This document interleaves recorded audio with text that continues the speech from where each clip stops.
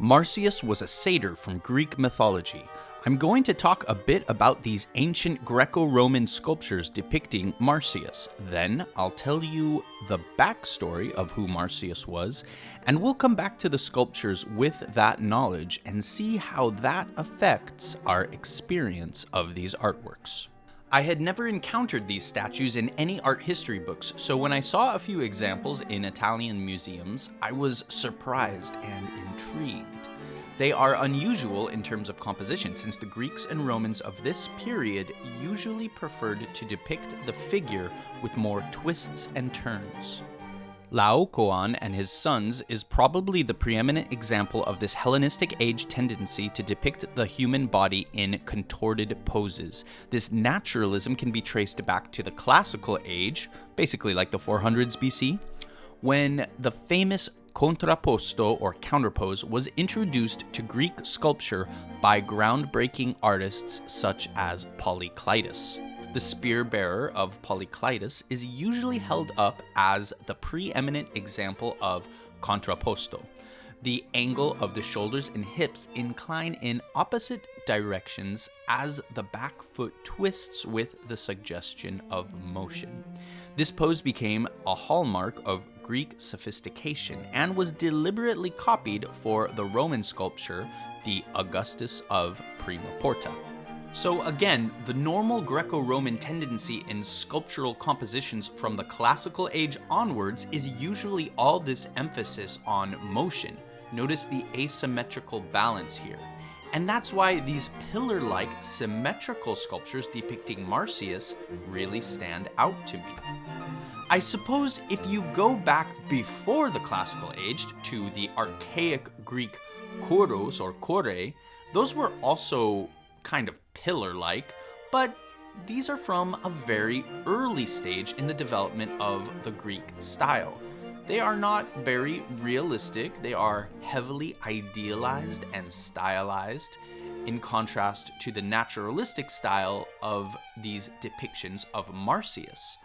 By the way, all of these statues of Marsyas that I've found so far date to the Roman era and specifically to the reign of Hadrian. Now, obviously, Marsyas is in this pillar-like pose because he's tied up. So what's going on here? What's the story? Like I said, Marsyas was a satyr. In some legends, he is wise, although his story in this version is a warning against hubris. The story goes that Athena had invented the aulos, the double flute you see depicted so often in Greek vases and other ancient Greek imagery. Apparently, Athena threw the flute away, disgusted with how ugly and ridiculous it made her look. You see, to play the aulos properly, one has to puff up one's cheeks as depicted here. Anyway, she cursed the discarded object, saying that whoever should pick it up next would meet with an awful death. Poor unfortunate Marsyas happened to be the next one who came across the aulos. Unfazed by the cheeks being puffed up, he extolled the virtues of the instrument, and it became something like his trademark. In his hubris, he challenged the god Apollo to a musical contest.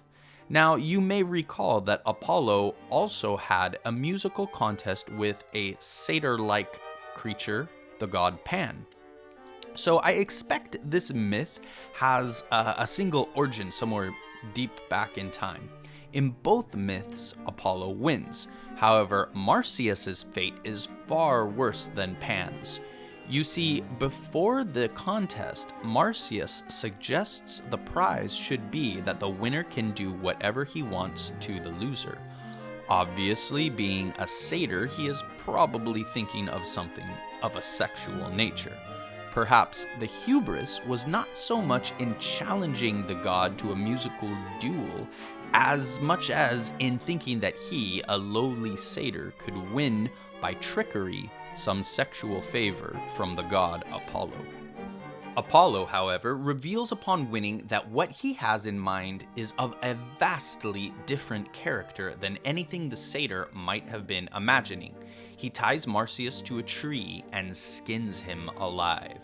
According to legend, the blood and tears of Marsyas went on to create the Marsyas River in modern-day Turkey. Wikipedia says that it is today called Çine Creek and flows into the Meander. Okay, so now that you know the story, it gives this sculpture a whole new dimension, doesn't it? And we can see that at least 2 or 3 of these sculptures were executed with red marble. And not just with red marble, but with a marble that has bits of white in it, reminiscent of meat with bits of fat or tendons exposed. I feel certain that this type of marble was chosen on purpose because of the similarity.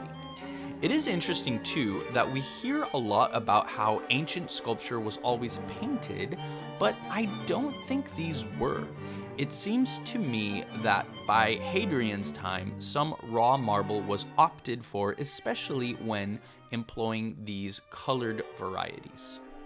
Now, I want to go off script here for a moment and just talk a little bit about the specific sculptures. So we're looking at 2 sculptures from the Capitoline Museum, that's in Rome, 2 sculptures that are in the Uffizi in Florence, and then there's this sculpture, which is in the Louvre in France, and this one, which is in the Istanbul Archaeological Museum in modern-day Turkey. So probably this one was recovered somewhere in Turkey. It's also interesting to think about the fact that some of these that were discovered, that were unearthed in Italy, may have originally come from Anatolia, modern-day Turkey, because Hadrian was the patron to some workshops there where the Greek sculptors who lived in Anatolia in those times produced some of the finest sculptures, finest artworks available. So it's possible, especially these ones with colored marble, these might have come originally from Anatolia and then were shipped over to Italy for some of the constructions that Hadrian was producing in those times. So let's talk about this pose. To me, there is something vulgar and disturbing about this pose. It lacks any of the elegance we usually associate with classical art. It expresses instead a kind of raw brutality. Once we know the backstory, it becomes even more hideous and terrible as we contemplate the horror of being flayed alive. It seems to tap into the same place that a thriller might take us to, especially that genre of film that deals with historical disasters. When we watch such a film, we are forced to think about the fact that this could happen to us. I think a similar thing happens when you stand in front of one of these sculptures. You're confronted with the sheer terror of being skinned alive. It is probably one of the worst possible things that can happen to a living being. Even being burned alive might be preferable to this fate because death would probably come sooner. We should probably also acknowledge the fact that there are some homoerotic overtones in these artworks. This is hardly unusual in Greek art, of course, although here the myth provides an interesting inversion insofar as that Marsyas was hoping to elicit some kind of sexual favor from Apollo and has instead suffered the ultimate punishment. If you allow me a moment of speculation here, it is interesting to consider the origin of this myth as perhaps being connected to feelings that some heterosexual men may have felt while growing up in a society where the practice of pederasty was normalized. If you don't know what pederasty is, Google it. I'm not going to go into it here. But basically, this myth could be explained as the revenge fantasy of a young man who was pursued as an eromenos by an older Erastes whose affections he wanted nothing to do with. Now, it's common knowledge that the Emperor Hadrian was what we would today call gay, although in those times, they didn't quite think about homosexuality like we do today. So gay wasn't really a concept that would have made sense to the ancient Greeks and Romans. Anyway, knowing that Hadrian did have a homosexual orientation, it seems not even bisexual, just 100% homosexual, and knowing that he commissioned some of these statues does indicate something, I think. Now, it seems that Marsyas is depicted in most of these statues as being a bit ugly and a bit old, and thus one would not think that these artworks are really depicting an object of sexual gratification. Maybe we are seeing something that is meant to be kind of symbolic in a similar way to the portrayal of the old centaur in the Furietti Centuars. I did another video on these, which I'll link in the description, but basically the old centaur there is meant to represent the sexual desires of an older man who is frustrated by love. He is helpless before the strong desires that torment him, but his age has prevented him from achieving the gratification of those desires. So looking at the depictions of Marsyas with this in mind is kind of an interesting angle.